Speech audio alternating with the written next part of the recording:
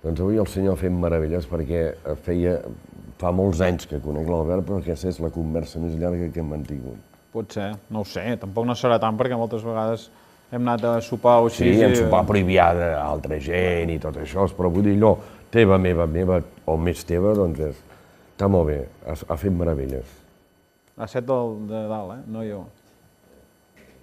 Jo sóc un transmissor de la veritat, però no l'he inventada jo, ni la tinc jo, ni res. Per això, quan jo defenso el cine d'autor enfront d'altra gent que són fa el cine d'autor, és el bé contra el mal. Jo sóc un defensor del senyor, de la moral, de la rectitud, sóc un defensor d'uns valors que jo crec que són positius, però vull dir que no sóc jo que ho faig, ni jo faig les pel·lícules, ni jo em defenso a mi mateix. Estic defensant una visió del món en què els bons guanyen i els dolents s'han de perdre per força perquè... No anirien bé. Clar, perquè la puresa sempre ha de guanyar la corrupció i, per tant, jo estic del costat de la puresa